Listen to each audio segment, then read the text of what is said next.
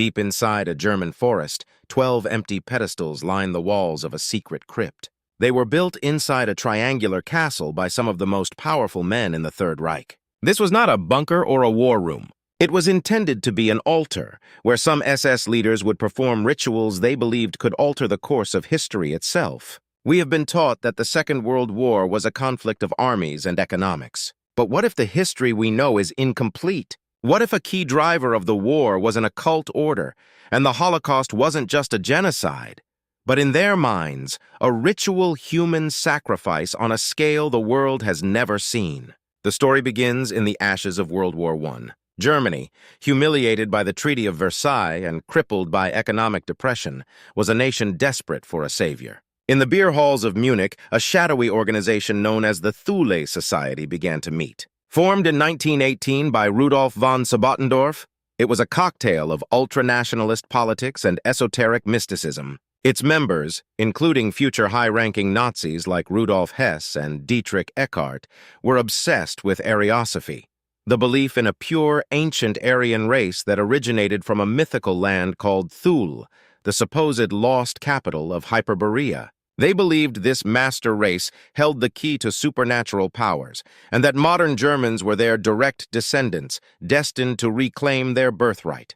When Adolf Hitler rose to power, these fringe beliefs did not fade away. They became influential within the state. The true architect of this dark fusion was Heinrich Himmler, the Reichsfuhrer of the SS. More than a soldier or a bureaucrat, Himmler was a true believer, a high priest of a new Germanic faith. He envisioned the SS not merely as Hitler's elite guard, but as a new Teutonic order of knights, bound by blood and esoteric ritual. In 1935, Himmler established the Ahnenerbe, the Ancestral Heritage Society. On paper, it was an academic institution dedicated to studying German history. In reality, it was an occult research bureau with a significant budget. Ahnenerbe expeditions scoured the globe for proof of their Aryan myths. They sent teams to Tibet to measure the skulls of locals, searching for traces of their ancestors. They hunted for the Holy Grail and the Spear of Destiny, believing these artifacts held immense power. Some accounts suggest they even planned expeditions to Antarctica, convinced a secret entrance to a hollow Earth lay hidden beneath the ice.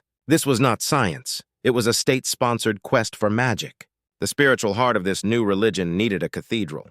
In 1934, Himmler took control of Wewelsburg, a 17th-century triangular castle near Paderborn. He signed a 100-year lease for a symbolic 1 Reichsmark per year and began its transformation. Using concentration camp labor, the SS spent millions renovating the castle into the future ceremonial home of the SS Order. The North Tower was to be the axis of this new world. Its upper chamber, the Obergruppenführersaal, or Hall of the Supreme Leaders, featured a dark green marble floor inlaid with a sunwheel mosaic, a symbol Himmler himself had a hand in designing. It was planned that 12 high-ranking SS leaders would each have a designated chair along the wall, where they would meet in solemn council. This was to be their Camelot, the seat of a new dark chivalry. Below the Hall of Supreme Leaders lay an even more secret chamber, the crypt, a circular vaulted room with 12 stone pedestals lining the wall, one for each of the SS inner circle. In the center of the room, a mechanism was installed for an eternal flame to be fueled by gas. The acoustics of the room were deliberately engineered so that a sound from the center would echo with booming, godlike authority. Himmler called this place the Gruft, or tomb, and it was intended to be the final resting place for the ashes of his 12 knights. After the Endsieg, the final victory, Wewelsburg was to be declared the center of the new world, a prophecy guided by one of Himmler's personal advisors, an occultist named Karl Maria Willigut, a man who had reportedly been committed to a Salzburg mental asylum before Himmler made him a high-ranking SS officer. This obsession was not a harmless fantasy confined to a remote castle. It was an ideological engine for industrial-scale murder. The Ahnenerbe's twisted racial science helped provide the justification for the Holocaust. Their researchers conducted horrific medical experiments on prisoners in camps like Dachau and Auschwitz, trying to isolate the biological traits of the inferior races. The belief in blood purity, born from the myths of the Thule Society,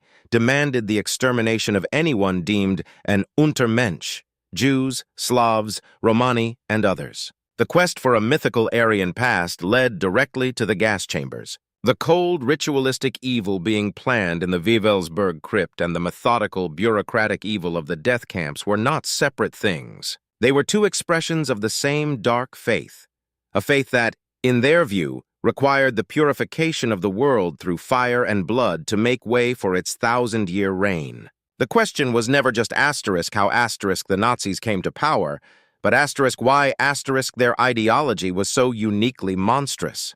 They weren't just searching for artifacts or lost lands. Some historians believe they were searching for a license to commit the unthinkable. The occult conspiracy gave them a divine narrative, a story that transformed political thugs into holy warriors and mass murder into a sacred duty.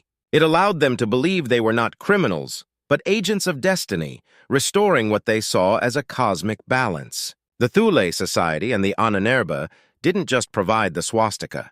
They provided the mythology that made the Holocaust seem not only necessary, but righteous to the men who carried it out. In the spring of 1945, as Allied forces closed in, Himmler ordered Wewelsburg Castle to be destroyed with explosives to hide its secrets from the world. The plan largely failed, leaving the North Tower scarred but standing. The Third Reich was crushed, but the terrifying truth it represents remains. The most dangerous ideologies are not those that appeal to our logic, but those that prey on our deepest need for meaning, twisting myth into a weapon. The shadow of Wewelsburg is a permanent reminder that history's greatest horrors were not born in a vacuum, but in the dark marriage of power and delusion.